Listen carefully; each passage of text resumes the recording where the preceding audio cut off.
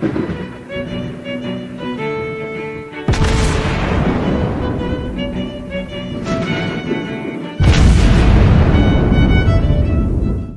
everyone, and welcome back to World of Warships Blitz with Terry. In the last update, the Conqueror, the Tech Tree Tier 10 British battleship, has received a legendary module, and there appears to have been some confusion around that. Now, I know one thing, and that is the confirmation from Wargaming that this module works as intended. Now, I also know that a lot of you think that it's broken. And I think I know what you mean, so let's have a look at the problem first. If we look at the Conqueror, this is the Conqueror right here, I have removed all the supplies, all the modules in the equipment, so this is a more or less stock Conqueror. And if we look at the maneuverability, there are two values here that are impactful. We've got the maximum traverse speed, and we've got the turn time of 17.4 seconds. Now, one of the common modules that you could put into the Conqueror is the Steering Gear Mod 2, which is generally what you would canonically use on a battleship these days. And that increases the traverse acceleration and reduces the time it takes to repair your steering gear.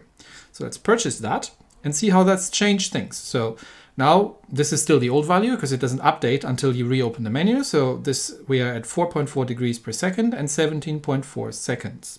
So let's open it again and see what the module has done. So we're still on the same maximum traverse speed of 4.4 degrees per second, and we're at a turn time of 15.13 seconds. So let's remove this now and switch it out for the, let's leave that open so we can see it.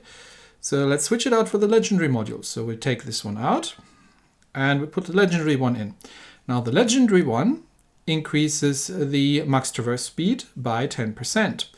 Not the traverse acceleration. The traverse acceleration increases by 25%. So the traverse acceleration increase is actually larger on the improved steering system, the legendary module, than it is on the Steering Gear Mod 2, the regular one that you can purchase for silver.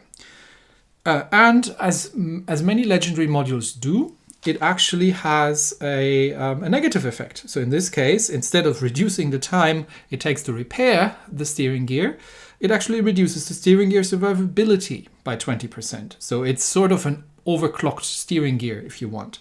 So let's purchase that, let's add that in there, and then we'll see how things change. So once again, for this is still from the previous setup where we had the silver module in, 4.4 degrees per second and 15.3 seconds turn time. And now we'll see the impact of the legendary module. We get a max traverse speed of 4.84 seconds, but a turn time of 15.31 seconds. So we have now a longer turn time, even though if we're looking at the stats, this actually increases the traverse acceleration by 25%, whereas this one only does 15%. So what I think is what confuses people here is that this, if you look at it like that, looks actually worse.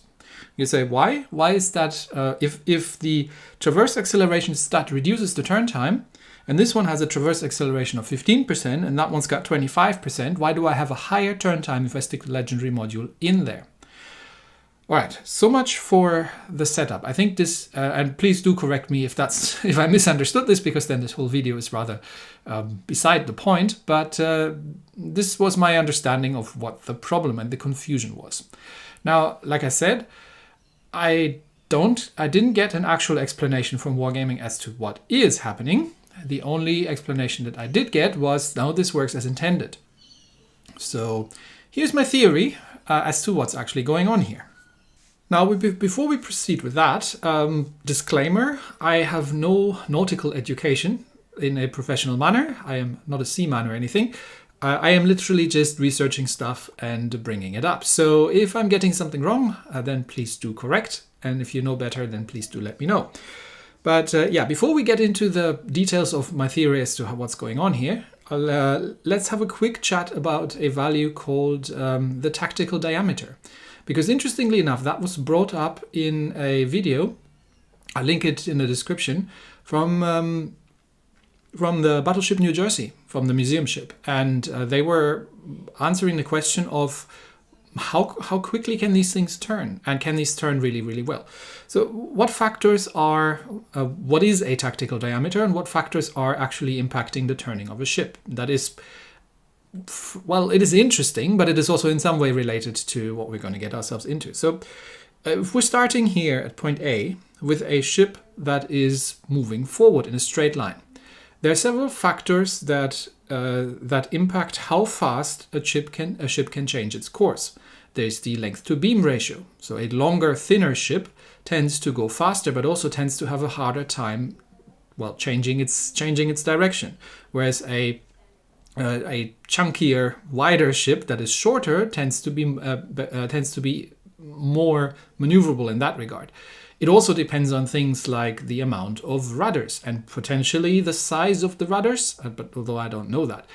It also depends on how quickly you can get the rudder to be from in a straight position to into a turning position, because, you know, there's water in the way that you need to push out of the way. So the machinery to actually move the rudder into the water, besides the point where it currently is, push the water out of the way and get the ship to change its direction is, well, there's some work involved here.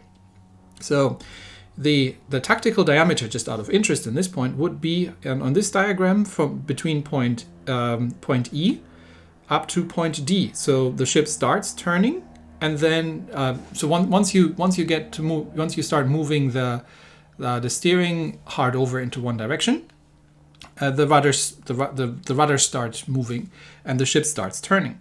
And once it has reached its maximum angle, because the rudder will be at an angle, and once it's reached its maximum angle, then the ship will sail in a circle. And the circle is actually smaller than what they call a tactical diameter, because that would be the distance from point D to point E, from when it starts turning to until it is in a full turn. And it is one of the values used in nautical statistics to determine the maneuverability of the ship. So, of course, if we're looking at World of Warships, Wargaming has not used this statistic. So let's have a look at the things that we actually have in the game. Now, the eagle-eyed among you may have noticed that the legendary module has changed two values. It has changed the turn time, and it has changed the max traverse speed.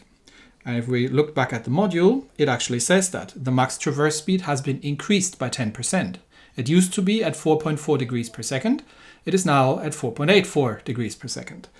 And the other value that has been changed is the traverse acceleration. Now, the traverse acceleration is one of the values that impacts the turn time. Now, what is the turn time in the game?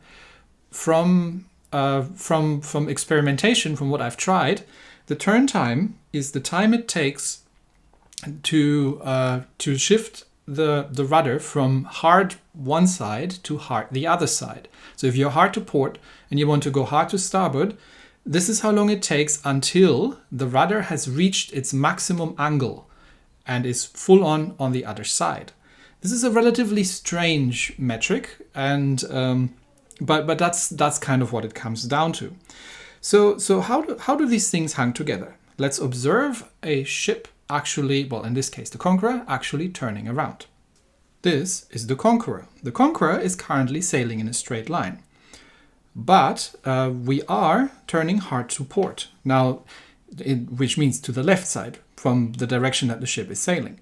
Now, as you can see, it takes a while for the ship to actually start turning. Remember the diagram we've seen earlier with the tactical diameter. So at this point, the Conqueror's rudder is at full hard to port, and is going to, the ship is turning in the tightest circle possible. But it has taken a little bit of time for the ship to reach that value. And this is where the traverse acceleration comes in. The faster your traverse acceleration, the faster your rudder shifts. But the legendary module hasn't just changed the traverse acceleration. The legendary module has also changed the max traverse angle. So if you see the ship right now, the ship is turning in a circle. The max traverse speed in degrees per second obviously is the amount of the amount of distance in that circle it can cover per second. And since that has increased, it takes the ship a longer time to reach the maximum traverse that it can reach.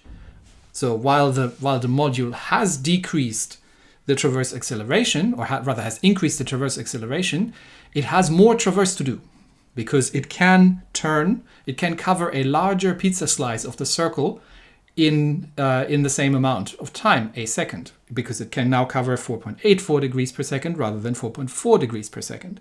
And that's why, even with a larger traverse acceleration, it takes longer to turn the rudder from hard to from one side to the other, from hard to port to hard to starboard, or the other way around, because the distance effectively of the angle is larger. That's why.